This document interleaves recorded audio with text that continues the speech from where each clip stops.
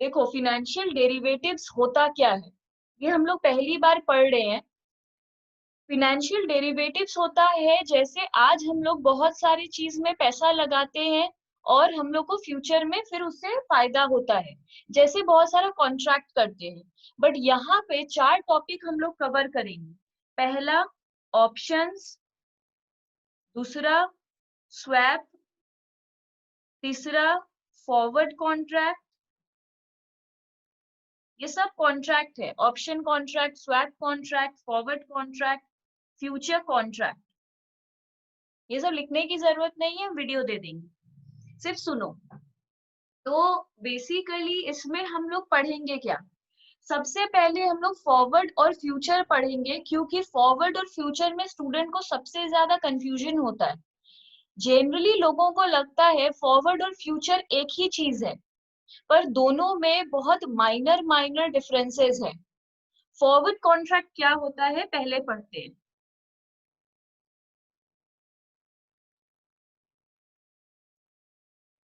देखो, दो लड़का है, या कह सकते हैं दो दोस्त है। एक का नाम है राम और दूसरे का है श्याम। राम और श्याम ऐसे ही बैठकर एक दिन बात कर रहा है, कैजुअली बात कर रहा है, क्योंकि वो लोग दोस्त है, कैजुअली वो लोग बात कर रहा है।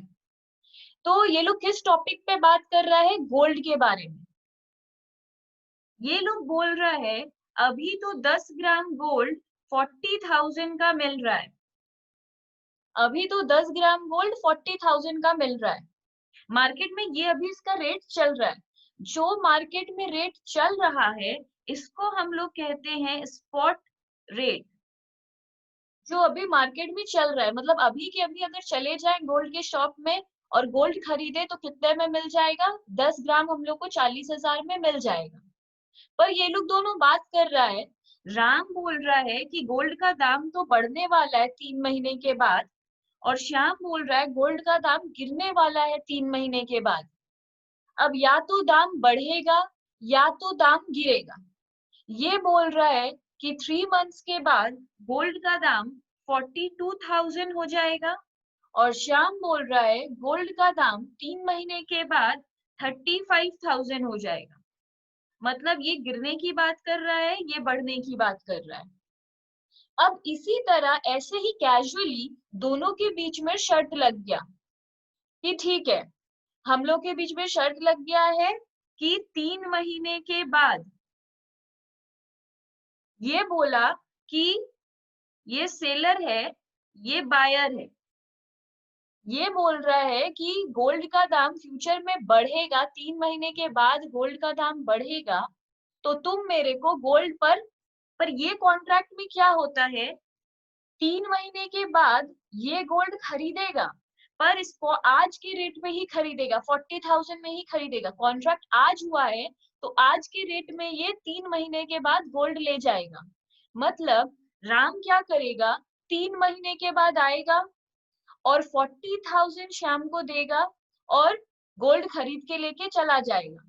इसमें श्याम का क्या फायदा, श्याम क्या करेगा, ये गोल्ड अभी किसी के पास नहीं है, गोल्ड राम के पास भी नहीं है, गोल्ड श्याम के पास भी नहीं है, क्योंकि ये लोग कोई गोल्ड का बिजनेसमैन नहीं है। ये लोग तो ऐसे ही दोस्त था, बात कर रहा था। तो श्याम सोचा कि 3 महीने के बाद तो गोल्ड का दाम गिर जाएगा, हम उस गोल्ड को 35,000 में खरीदेंगे, ये मेरे को 40,000 देगा, हम 35,000 में खरीदेंगे, 40,000 में इसको बेच देंगे, मेरे को 5,000 का प्रॉफिट हो जाएगा।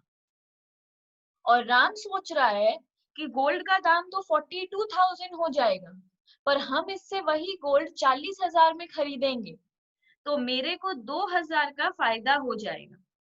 दोनों ऐसा अपना अपना फायदा देखकर कॉन्ट्रैक्ट कर लिया। अब या तो गोल्ड का दाम बढ़ेगा या तो गोल्ड का दाम गिरेगा, जो भी होगा उस अकॉर्डिंग दोनों को फायदा या नुकसान हो जाएगा। ये हुआ फॉरवर्ड कॉन्ट्रैक्ट कि 3 महीने के बाद जो होगा वो होगा। अब क्वेश्चन ये है कि फ्यूचर कॉन्ट्रैक्ट क्या है। तो फ्यूचर कॉन्ट्रैक्ट में भी स्टोरी सेम है, स्टोरी यहाँ भी सेम ही है, स्टोरी में कुछ डिफरेंस नहीं है, तो फिर दोनों में क्या डिफरेंस है? पहला डिफरेंस, यहाँ पर दोनों एक दूसरे को ऐसे ही फ्रेंड है, अगर कल को दाम रियल में गिर जाता है तो ये खरीदने आएगा ही नहीं, ये भाग जाएगा, ये मिलेगा ही नहीं। तो श्याम क्या कर लेगा? ये अपना फोन स्विच ऑफ कर लेगा, या तो मिला भी तो कोई रिटर्न तो कुछ हुआ नहीं है, मुंह से हुआ है, वो बोलेगा मैं ऐसा कोई शर्त लगाए नहीं थे। तो ये यहाँ पे हो सकता है। तो यहाँ पर ऐसा हो सकता है कि राम भाग गया या फिर श्याम भाग गया, पर यहाँ पे क्या होता है, राम तो है, श्याम तो है, पर दोनों एक दूसरे को जानता नहीं है।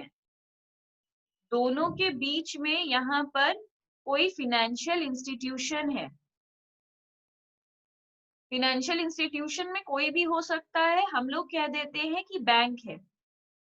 अब सेम स्टोरी है, राम को लगता है प्राइस बढ़ेगा, श्याम को लगता है प्राइस गिरेगा।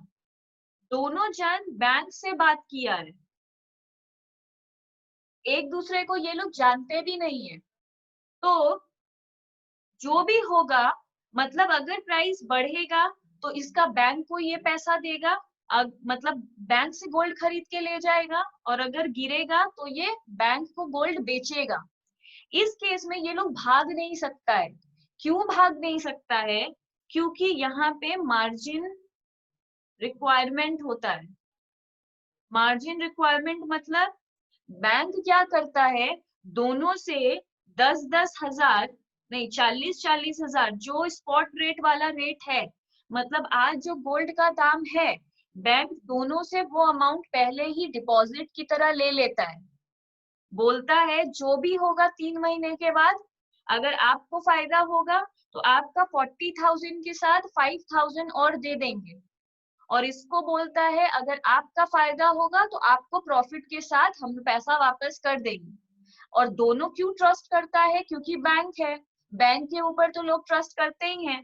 तो बैंक बोलकर ये दोनों बैंक के पास अपना मनी का सिक्योरिटी डिपॉजिट रखता है, जिसको इस चैप्टर में मार्जिन कहते हैं, मार्जिन रख के जाता है। तो मार्जिन रखने की वजह से यहाँ पे ये दोनों कोई भाग नहीं सकता, और भाग भी गया तो भी बैंक के पास ऑलरेडी 40,000 दिया हुआ है, तो भागकर कोई फायदा नहीं है। और यहाँ पर कोई मार्जिन नहीं था, नो मार्जिन। दूसरा डिफरेंस क्या है? दूसरा डिफरेंस ये है कि यहाँ पे दोनों को कस्टमर के हिसाब से चीज हो रहा है। तो यहाँ पे जो कॉन्ट्रैक्ट है वो कस्टमाइज्ड है।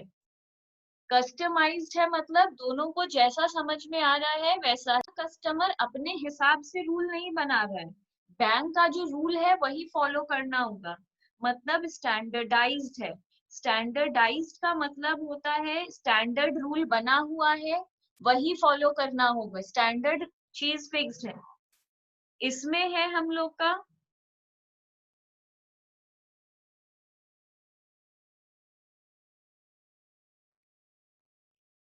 Counter party default risk.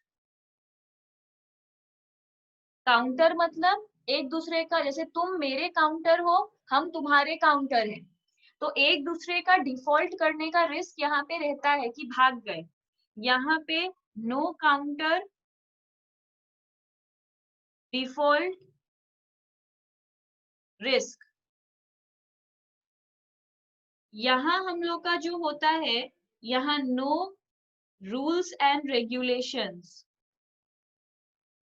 इसका डिफरेंस लिखने के लिए एग्जाम में बहुत बार आता है, तो इसलिए 4-5 डिफरेंस हम लोग पढ़कर जाएंगे।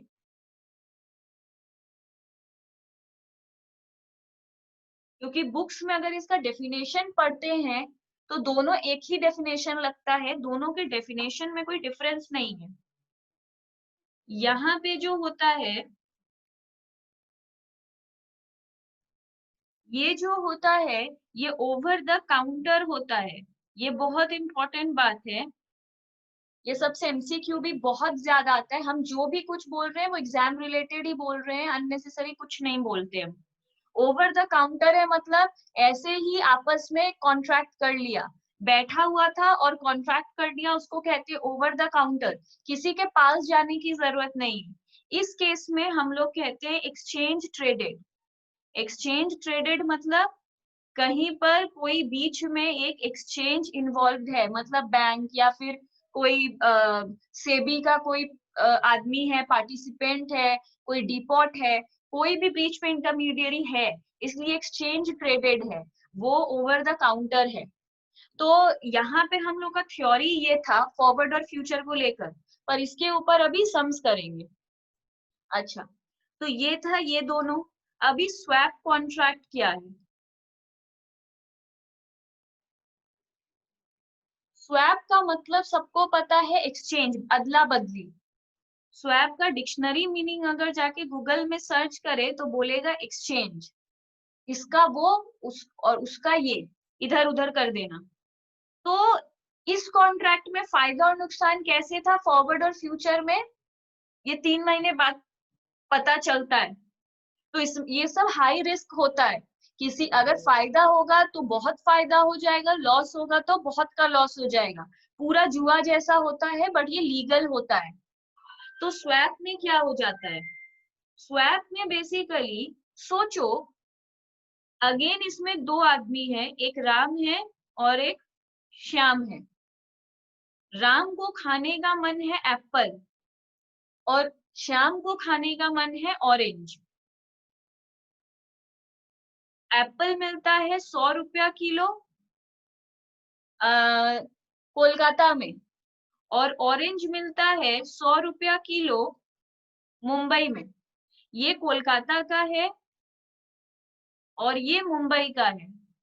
दोनों अलग अलग जगह पे रहता है, एक दूसरे को बिल्कुल जानता भी नहीं है। अब ये लोग खुद कैसे, मतलब ये खुद मार्केट जाके खरीद लेगा कोलकाता में तो 100 रुपया में खरीदेगा और खा लेगा।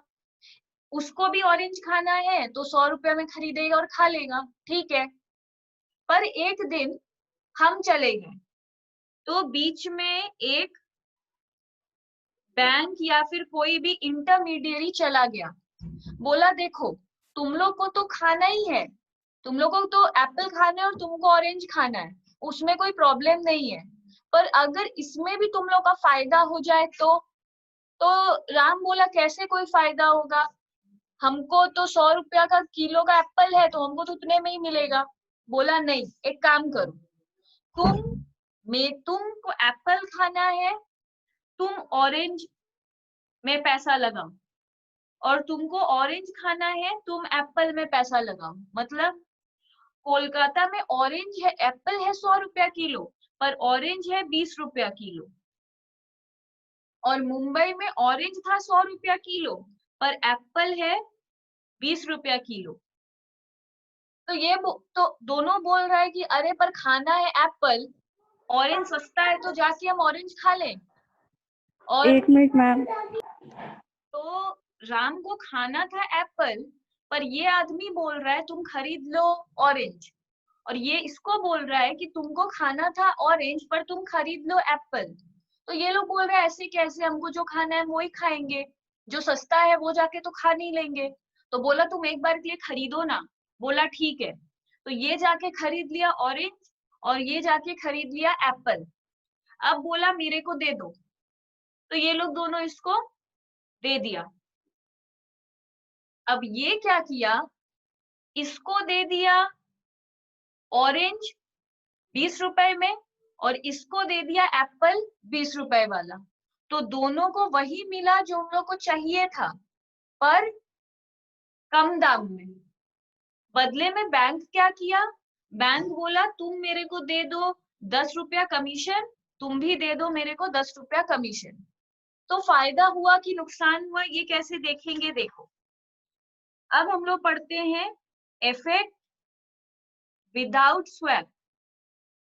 अगर हम लोग स्वैप ये सब नहीं करते, जैसे डेली लाइफ में करते हैं वैसा करते, तो राम को कितना कॉस्ट पड़ता, 100 रुपया। श्याम को कितना कॉस्ट पड़ रहा था, 100 रुपया। 200 रुपया पड़ रहा था, कोई कमीशन नहीं देना पड़ रहा था, 200 रुपया इस लोग दोनों का मिला के टोटल कॉस्ट लग रहा था। अगर हम लोग देखें इफेक्ट विथ स्वैप, अगर स्वैप का फायदा देखें तो कैसे है, राम को पड़ रहा है 20 रुपया, क्योंकि वो 20 रुपया में खरीदा था।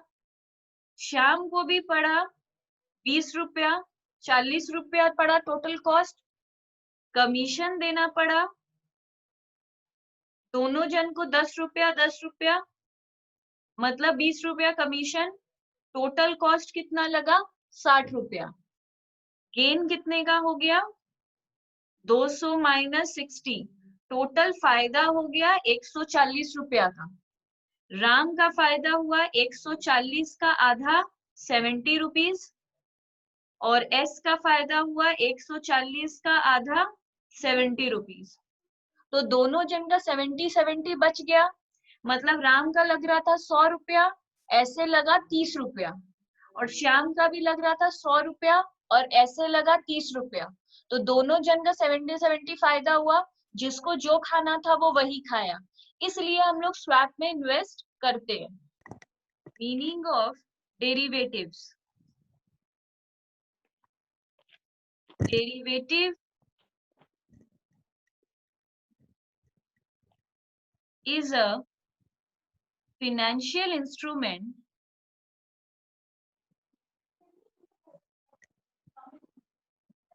which derive its value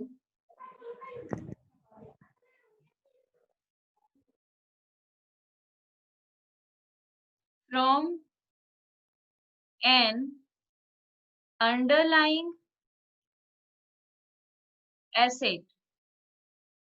underlying asset का मतलब होता है ऐसा कोई भी एसेट जिसमें हम लोग पैसा लगाते हैं, उसको अंडरलाइंग एसेट बोलते हैं। सिर्फ एसेट लिखने का मतलब तो plant and machinery, furniture and fixture कुछ भी हो जाएगा।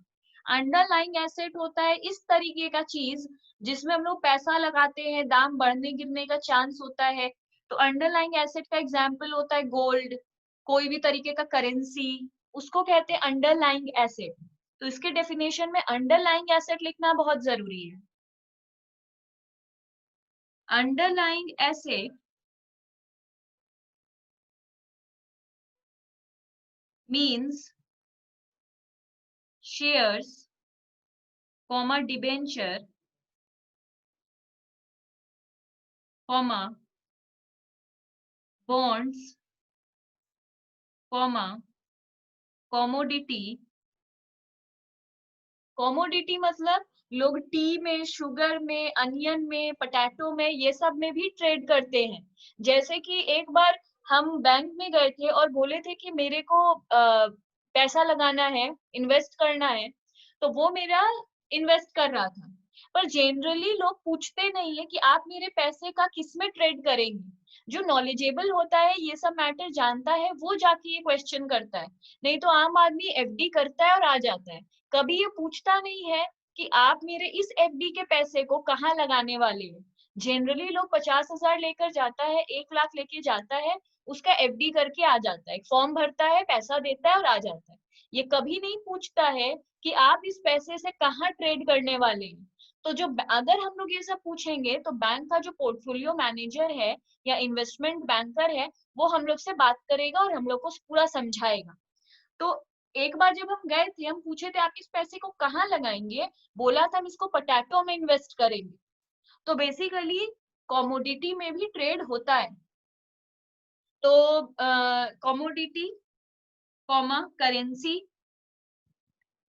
करेंसी में कैसे? डॉलर में, पाउंड में लोग पैसा लगाते हैं, क्योंकि सोचो तुम्हारे पास रुपया है, इसको लोग डॉलर में इन्वेस्ट करते हैं, मतलब हम इससे डॉलर खरीद के ले आए। मेरे को लगता है डॉलर का दाम बढ़ने वाला है, इसलिए हम खरीद लिए, फ्यूचर में जो होगा हो जाएगा। तो ये सारी चीजों में ट्रेडिंग होता है। Stock, index, etcetera. हम लोग के सिलेबस में सिर्फ करेंसी पे है, करेंसी के अलावा और हम लोग का नहीं है। Derivatives is an instrument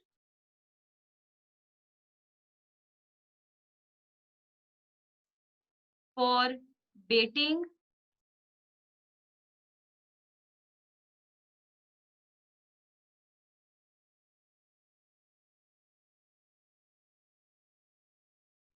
इसमें भी स्टोरी सेम रहेगा कि इसमें भी अगेन दो आदमी है। क्यों हमेशा दो आदमी पे समझाते हैं? क्योंकि पहली बात तो दो आदमी पे चीज समझ में आएगा, और दूसरा कम से कम दो पार्टी होना जरूरी है कोई भी कॉन्ट्रैक्ट के लिए। अब यहाँ समझ लो, ऑप्शन हम समझा रहे हैं शेयर प्राइस को लेकर। तो सोचो, राम और श्याम अगेन एक दूसरे को नहीं जानता है, ये लोग स्टॉक एक्सचेंज के थ्रू कांटेक्ट कर रहे हैं, मतलब एक दूसरे को नहीं जानते हैं। स्टॉक एक्सचेंज के थ्रू ये लोग का शर्त लगा है या जो भी हुआ है। तो इन लोग दोनों के बीच में भी किस चीज को लेकर लगा? अभी शेयर का प्राइस चल रहा है 500 रुपीज। एक शेयर का प्राइस है मार्केट में 500 रुपया। अब अगर राम इस कॉन्ट्रैक्ट में घुसता है तो क्या होगा? अच्छा रुको, देखो, हम एग्जाम्पल से स्टार्ट कर रहे हैं। पहला एग्जाम्पल है 1। एग्जाम्पल 1 में क्या है? अगर सोचो, रुपीस पर डॉलर है ₹60। इसका मतलब होता है $1 का प्राइस है 60 रुपीज। मतलब अगर मार्केट में जाकर $1 हम लोग खरीदते हैं तो वो 60 रुपए में हम लोग को मिलेगा। सम में दिया हुआ रहेगा ये इंफॉर्मेशन, ये एक एक मार्क में तुम लोग के पेपर में भरा हुआ रहता है। ये पाउंड है, तो 1 पाउंड का दाम है 90 रुपीज। तो तुमसे मांग रहा है ये,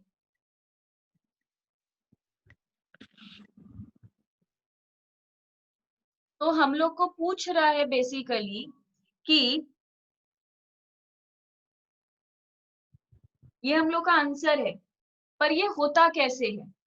सिंपल लैंग्वेज में ये दिया हुआ रहेगा और बोलेगा कि इसका आंसर क्या होगा, मतलब डॉलर पर पाउंड कैसे होगा। इसका मतलब क्या है? अगर मार्केट में जाकर हमको $1 खरीदना है तो हमको 60 रुपीज पे करना पड़ेगा। अगर हमको 1 पाउंड खरीदना है तो 90 रुपीज पे करना होगा। पर हमको चाहिए कि 1 पाउंड खरीदना है तो कितना डॉलर पे करना होगा, मेरे को ये चाहिए। तो इसका कुछ रूल है, बैठकर यूनिटरी मेथड करके दिमाग नहीं लगाएंगे। इसका सिंपल रहेगा, देखो, अगर हम लोग का जो सम दिया हुआ है उसमें अगर ये चीज कॉमन है, मतलब दोनों में ही रुपीज रुपीज दिया हुआ है, तो सिंपल है, जो हम लोग को चाहिए वो हम लोग ऊपर रखेंगे, दैट इज 90, और जो निकालने बोल रहा है उसको नीचे कर देंगे। तो याद क्या रखना है दिमाग के अंदर? अगर दोनों तरफ रुपीज रुपीज दिया है तो पहला बात डिवाइड होगा।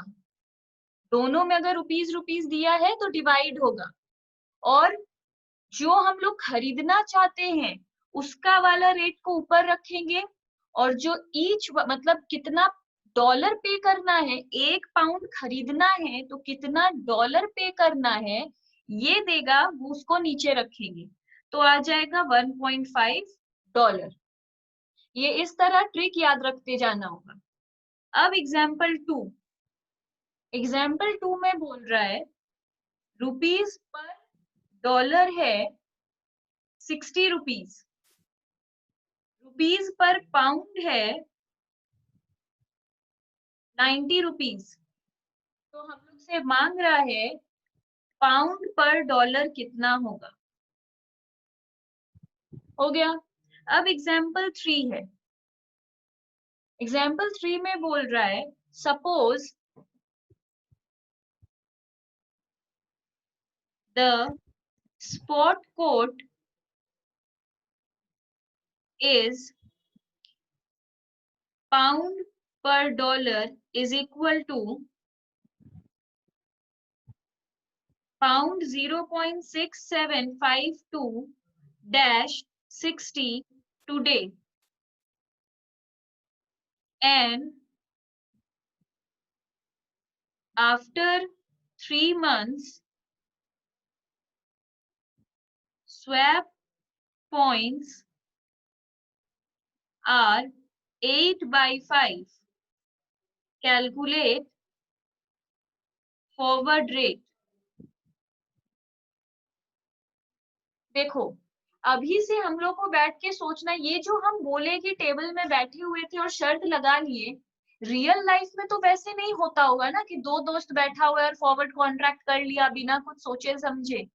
कुछ तो आपस में सोचता होगा, कुछ तो प्लान करता होगा। तो रियल में वो लोग फॉरवर्ड रेट को कैलकुलेट करता कैसे है कि 3 महीने के बाद कितना रेट होगा, ये सोचता कैसे है। तो स्पॉट कोट या स्पॉट रेट क्या होता है, आज का दाम। आज कितना दाम चल रहा है, $1 खरीदना है तो कितना पाउंड देना होगा, हमको इतना पाउंड देना होगा। ये रहता है और ये रहता है, पहले वाला रहता है बिड और दूसरा वाला रहता है आस्क। बिड रेट का मतलब क्या होता है, बिड रेट का मतलब होता है बाइंग, मतलब परचेज प्राइस, और आस्क रेट का मतलब होता है सेलिंग प्राइस। इस तरीके से जो दिया रहता है इसको कहते हैं बिड आस्क रेट। तो हमेशा बिड रेट कम ही रहेगा, आस्क रेट ज्यादा ही रहेगा। इसको ऐसे क्यों लिखा हुआ है, इसको रियल में कैसे पढ़ते हैं, ये है 0.6752 और ये 60 सिर्फ लास्ट वाले 2 डिजिट को चेंज कर देगा, दैट इज 0.6760। ये ऐसे है, ये जब भी ऐसे लिखा हुआ है मतलब ये ऐसे लिखा हुआ है। 2 डिजिट है मतलब 2 को रिप्लेस करेंगे, 3 लिखा हुआ है तो 3 को रिप्लेस करेंगे, उस अकॉर्डिंग ये वर्क करता है। तो हम लोग का बिड आस्क रेट कहते हैं इसको एक साथ, बिड आस्क रेट। तो सिर्फ ये क्या है, बिड आस्क रेट। तो अब पढ़ लिए। अब देखो इसमें बोल रहा है कि हम लोग का ये बिड आस्क दिया हुआ है आज का, 3 महीने बाद का पता करना है। ये स्वैप पॉइंट्स क्या है, ये सब में हम दिखाते हैं सॉल्यूशन में। इसको जब हम लोग सॉल्व करेंगे तो कैसे करेंगे, देखो यहाँ पे फॉर्मूला है, लिखो फॉरवर्ड रेट इक्वल टू, जो हमेशा दिया हुआ रहेगा वो लिखेंगे 0.6752 डैश 60, ये है। और हमेशा याद रहे, अगर ऊपर 8 है और नीचे 5 है मतलब हाई लो है, इसको हाई लो कहते हैं। हाई लो मतलब ऊपर वाला बड़ा है नीचे वाला छोटा है, तो ये हाई लो है। जब भी हाई लो होगा, अच्छा ये तो है, और इसको क्या कहते हैं, इसको बिड आस्क स्प्रेड कहते हैं। थोड़ा सा और थ्योरी जान लो, बिड आस्क स्प्रेड क्या होता है। देखो स्प्रेड का मतलब होता है डिफरेंस,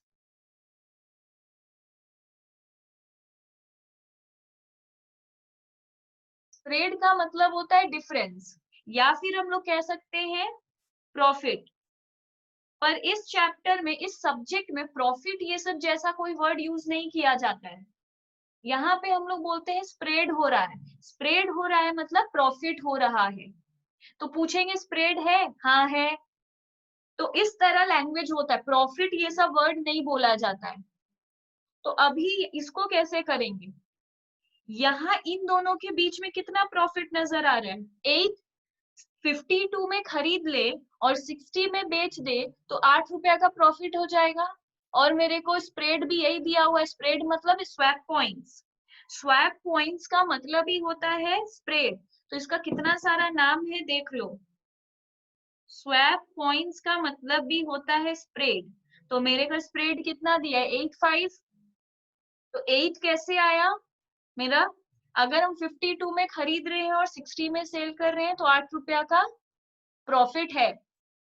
और अगर, अब कैसे करेंगे, अब यहां से 8 माइनस करेंगे और यहां से 5 माइनस करेंगे, हाई लो। तो इन दोनों का डिफरेंस कितना आएगा, 3। ठीक है, अब इसको आपस में हम लोग माइनस करेंगे।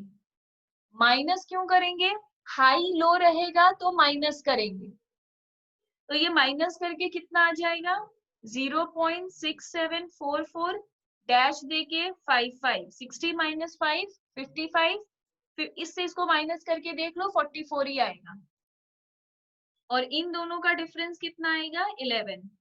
यहाँ तो हम लोग डिफरेंस ही लिख रहे हैं ना 60 और 52 का डिफरेंस 8 8 और 5 हाँ। का डिफरेंस 3 55 और 44 का डिफरेंस 11 इन दोनों को प्लस करके देख लो 11 ही आएगा। तो हर एंगल से ये सेट बैठ रहा है। जब भी हाई लो रहेगा हम लोग का स्प्रेड माइनस करेंगे। तो इस तरह ये आ गया हम लोग का फॉरवर्ड रेट। इसके बाद हम लोग को क्या बोल रहा है और एक एग्जाम्पल करते हैं। तो ये एग्जाम में आना ही है, 1 या 2 मार्क्स का फॉरवर्ड रेट निकालने के लिए देगा ही देगा, ये सब समझ के चलो एग्जाम में आना है। हम क्वेश्चन पेपर ये चैप्टर ओवर करने के बाद क्वेश्चन पेपर लेंगे तो आइडिया हो जाएगा एग्जैक्टली एग्जाम में कैसा पूछ रहा है, यही सब पूछेगा। उसके बाद दिया है सपोज डॉलर पर पाउंड स्पॉट रेट दिया है $1.4282 पर पाउंड। ये नहीं भी लिखेगा पर पाउंड तो भी हम लोग क्लियर है कि $1 का ही इतना पाउंड, मतलब 1 पाउंड खरीदना है तो ही इतना डॉलर पे करना है। तो ये सब फालतू में लगा के कंफ्यूज करेगा। अब हम लोग को देगा 3 months forward rate equal to $1.4288 per pound. Calculate the forward premium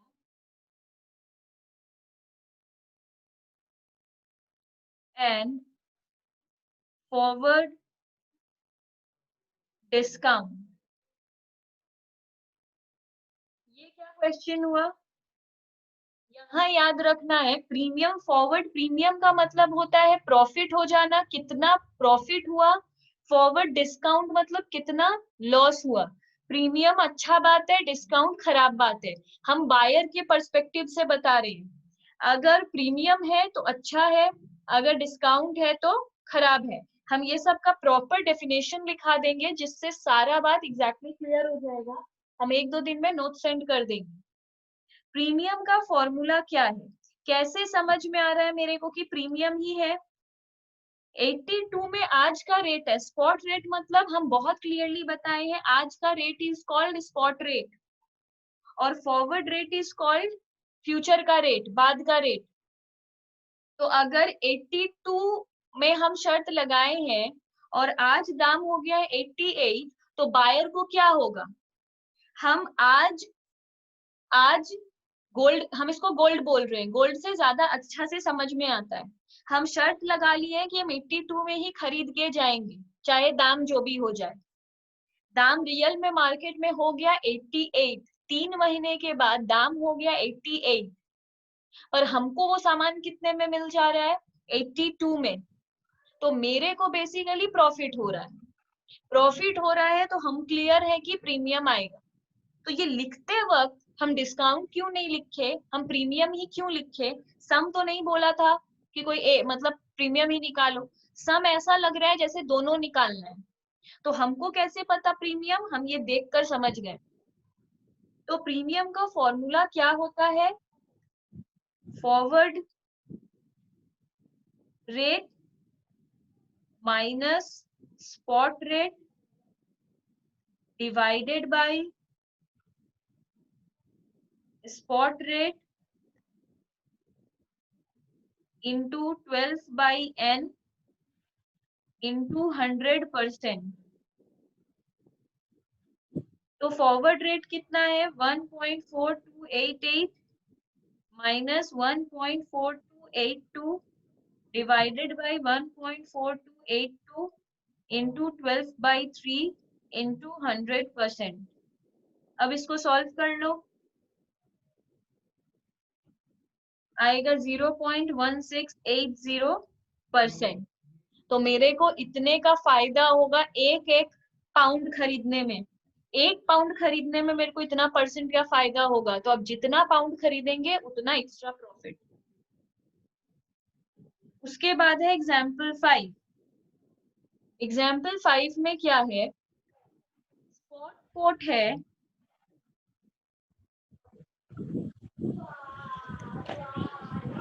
rupees per dollar ₹60.8625 dash देके 9,000, मतलब ये चारों को रिप्लेस कर दे रहा है। इसके बाद 4 है, मतलब पूरा चारों को रिप्लेस कर रहा है। 3 months swap points are 100 by 180। चलो, तो यहाँ पर हम लोग का स्वैप पॉइंट्स क्या दिया हुआ है, 100 बाई 180। ये हम लोग को क्लियर है, ये एग्जाम में लिखेगा नहीं, पेंसिल से लिख लो, लो हाई, ये बात पेंसिल से लिख लो, क्योंकि ये सब में गिवन नहीं रहेगा। हम लोग को नोटिस करना है कि यहाँ तो स्वैप पॉइंट्स लो हाई दिया है, तो यहाँ बोल रहा है अभी कैलकुलेट द फॉरवर्ड रेट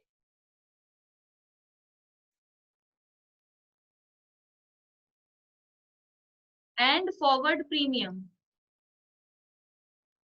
ये फॉरवर्ड रेट कैलकुलेट करने के बाद बोल रहा है कि फॉरवर्ड प्रीमियम निकालो। तो फॉरवर्ड रेट निकालना अभी हम लोग सीखे हैं, बहुत अच्छी बात है, एग्जाम्पल 3 में ही सीखे हैं, तो कुछ भी टफ नहीं लगेगा। सीधे लिखेंगे फॉरवर्ड रेट, यहाँ पे ही है, फॉरवर्ड रेट इक्वल टू जो दिया हुआ है एकदम डिट्टो उतार दो। बस रूल्स याद रखना है, रूल याद कैसे रहेगा, प्रैक्टिस से। अब हम बोले थे जब हाई लो रहता है तो माइनस होता है, पर जब लो हाई है तो प्लस होगा। कितना प्लस होने वाला रहता है, जो हम लोग का स्वैप पॉइंट्स देता है वही हम लोग यहाँ पर ऐड करते हैं। तो इसके नीचे लिखेंगे 100 और इसके नीचे लिखेंगे 180। अब इसको ऐड कर दो, 60.8725 और यहाँ पे 9180, ये हम लोग का आ गया, ठीक है, ये हम लोग का आ गया। तो इन दोनों का डिफरेंस कितना है, 9000 माइनस 8625, यहाँ पे है 375, यहाँ पे है 80, तो इन दोनों का डिफरेंस देख लो, 9180 माइनस 8725, यहाँ आ रहा है 455। इन दोनों को ऐड करके देख लो, 375 प्लस 80 455। तो बेसिकली इस तरह हम लोग ये चीज कर ली। अब एक्चुअली करना क्या है, फॉरवर्ड रेट तो हम लोग का निकल गया, अब प्रीमियम भी हम लोग को पता है। तो अगर ये अलग से एक एक मार्क्स का आता है तो ये वाला सम 2 मार्क्स का आ सकता है। तो प्रीमियम का फॉर्मूला है हम लोग के पास, फॉरवर्ड रेट आ गया, स्पॉट रेट दिया हुआ है, कर लो, प्रीमियम इक्वल टू, पर यहाँ पे हम लोग को एक प्रॉब्लम होने वाला है। प्रॉब्लम क्या होने वाला है, यहाँ पे एक ही स्पॉट रेट था, एक ही फॉरवर्ड रेट था, तो इजिली बैठा लिए और कर लिए, पर यहाँ पे बिड भी है, आस्क भी है, और वो स्पॉट रेट है, मतलब आज खरीद लेंगे तो इतने में खरीदा जाएगा, आज बेच देंगे तो इतने में बेच देंगे। ये है फ्यूचर में खरीदेंगे तो इतने में खरीदेंगे और बेचेंगे तो इतने में बिकेगा। तो ये आज का बात है, ये 3 महीने बाद का बात है। अभी इससे प्रीमियम कैसे निकालें,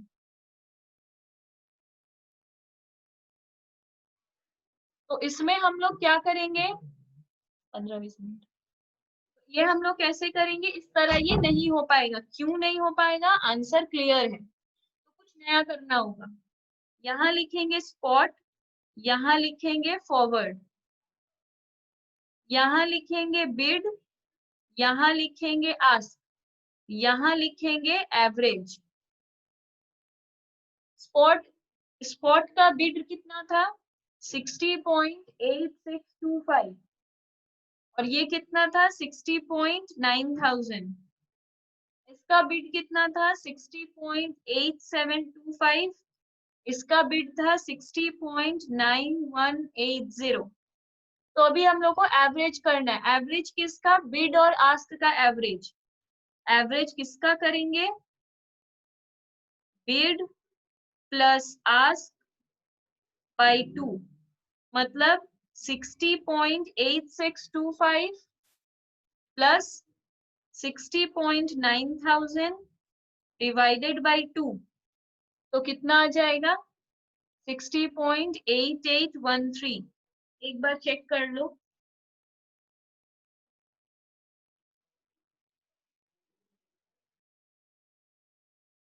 हाँ, यही है। तो यहाँ हम लोग बैठा दिए 60.8813। ऐसे इसका एवरेज करके मेरे को बताओ। अब हम लोग के पास एक ही स्पॉट रेट है, एक ही फॉरवर्ड रेट है, तो अब आराम से प्रीमियम हो जाएगा।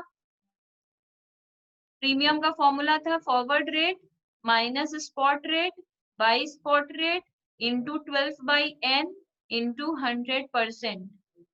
तो forward rate is 60.8953 minus 60.8813 divided by 60.8813 into 12/3 into 100%। कितना आ रहा है ये?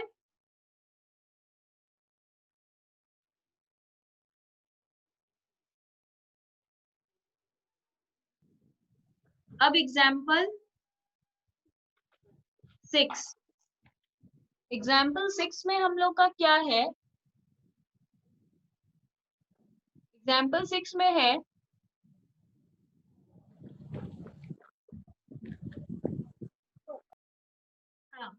Consider a forward contract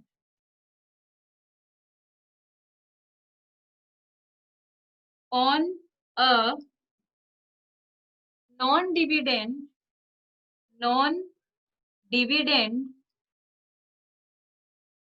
paying share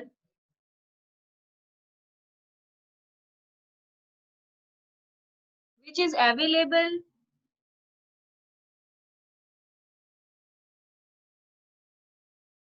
at ₹70 to mature in 3 months time if the risk free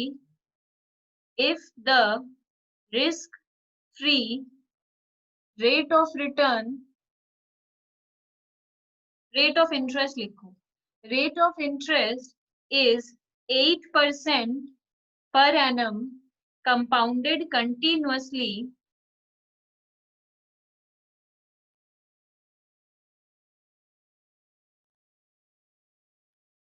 what should be the price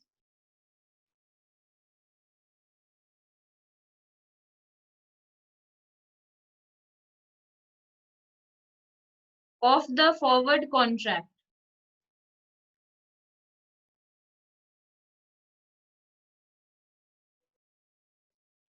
देखो, ये बेसिकली हम लोग का इंटर लेवल पे जो हम लोग फाइनेंशियल मैनेजमेंट पढ़ते हैं, ये बिल्कुल उससे रिलेटेड है। उसमें हम लोग एक चैप्टर पढ़ते हैं टाइम वैल्यू ऑफ मनी। उसमें हम लोग पढ़ते हैं कि इंटरेस्ट, ये हम लोग मैथ्स में भी जनरली पढ़ते हैं कि इंटरेस्ट एनुअली मिल रहा है तो क्या सेमी एनुअली मिल रहा है, क्वार्टरली मिल रहा है। पर वहां तक हम लोग का नॉलेज कहाँ तक रहता है? वो फ्यूचर वैल्यू निकालते हैं ना, प्रेजेंट वैल्यू ब्रैकेट में 1 माइनस आर, एक ये हम लोग करते हैं। अगर समझाएं कि आज अगर हम लोग प्रिंसिपल अमाउंट बैंक में 100 रुपीज रखते हैं और हम लोग को इंटरेस्ट मिलता है 10%, और हम लोग 2 साल के लिए रखे हैं, तो 2 साल बाद हम लोग को कितना रुपया मिलेगा? ये मैथ्स में भी रहता है। तो इसका हम लोग सिंपली कर लेते हैं, present value 1 plus R to the power T, ये हम लोग ये करते हैं। ठीक है, तो ये जो हम लोग करते हैं इसमें हम लोग 100, 1.10 और 2 ऐसा करके हम लोग निकाल लेते हैं। तो 1.10 इंटू 1 आर है हम लोग का 0.10, तो 1.1 इंटू 1.1 इंटू 100, तो हम लोग बोलते हैं फ्यूचर में हम लोग को 121 रुपीज मिलेगा। ये हम लोग वहां पे करते हैं कि अगर आज बैंक में 100 रुपया रखते हैं, 10 रुपया इंटरेस्ट मिलता है, और वो पैसा को 2 साल के लिए रखते हैं, तो 2 साल के बाद हम लोग को कितना रुपया मिलेगा, तो हम लोग हिसाब कर लेते हैं कि 121 मिलेगा। ये बट एन्युटीज वगैरह कुछ है हाँ शायद। हाँ हाँ, तो ये वहां पे जो हम लोग करते हैं, वहां इंटर लेवल पे हम लोग का नॉलेज सिर्फ होता है कुछ ना कुछ ईयर देगा, और दूसरा बात कंपाउंडेड कंटिन्यूअसली नहीं रहता है हम लोग का कभी भी। हम लोग का कंपाउंडेड रहता है एनुअली या फिर सेमी एनुअली, क्वार्टरली, मंथली तक रहेगा, पर कंटिन्यूअसली कंपाउंड होता जा रहा है ऐसा नहीं रहता है। ठीक है, तो बेसिकली तो यहाँ पर हम लोग का जो कंपाउंडेड कंटिन्यूअसली का मतलब होता है कि अभी 100 रुपया डाले, वो तुरंत तुरंत कंपाउंड होता जा रहा है, मतलब जल्दी जल्दी, साल में, महीने में नहीं, डेली भी नहीं, कंटिन्यूअसली हो रहा है। ऐसा जब होता है तो इसका कोई वैसे फॉर्मूला नहीं हो सकता, क्योंकि कंटिन्यूअसली वो मेरा अमाउंट बढ़ता जा रहा है। तो इस केस में क्या करेंगे, देखो हम लोग का एफ रहेगा, एफ मतलब फ्यूचर वैल्यू या फॉरवर्ड कॉन्ट्रैक्ट का रेट, जो भी जो बाद में मिलने वाला है, एफ। एस जीरो का मतलब होता है स्पॉट रेट, इनटू की जगह हम लोग डॉट देंगे, ई और पावर में आर टी।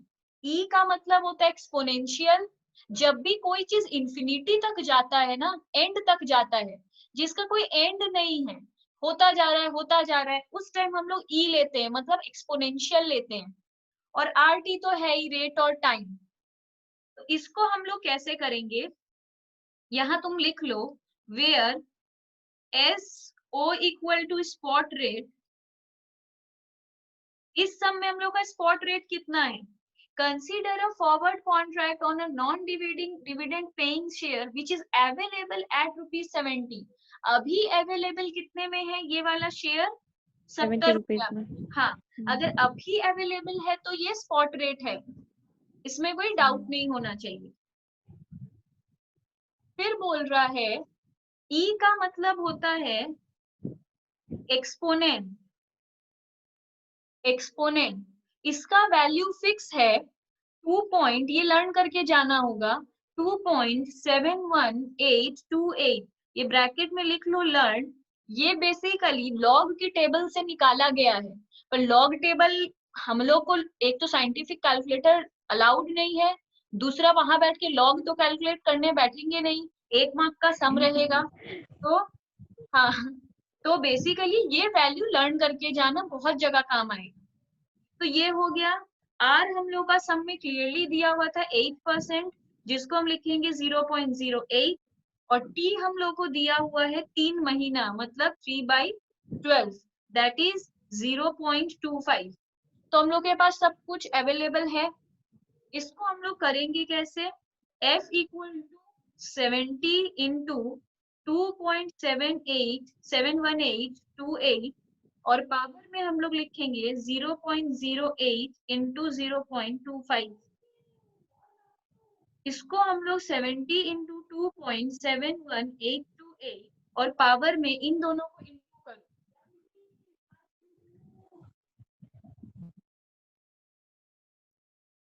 तो आएगा 0.02। ये सॉल्व कैसे होता है, बेसिकली ये सॉल्व हम लोग करते हैं यहाँ पर लॉग टेबल से। ये वाला चीज जो करते हैं वो साइंटिफिक कैलकुलेटर चाहिए, पर साइंटिफिक कैलकुलेटर अलाउड नहीं है, इसलिए हम इसका प्रॉपर एक 15 से 20 मिनट का क्लास देंगे ये सिखाने के लिए, क्योंकि डेसिमल उतारना नॉन मैथ्स बैकग्राउंड के लोगों को नहीं आता है, तो यहाँ हम सिखाकर अभी टाइम वेस्ट नहीं कर रहे हैं। ये आ जाएगा हम लोग का 71.41। ये मैथमेटिकल ऑपरेशन है, जो अगर नहीं आता है तो हम 15-20 मिनट का क्लास देकर सिखा देंगे।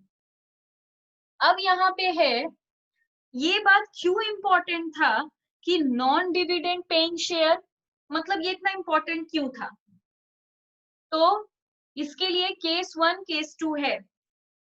अगर नोट लिख लो, कॉपी में नोट 1, डिविडेंड इज पेएबल, ये है केस 1, और एक है डिविडेंड इज नॉट पेएबल।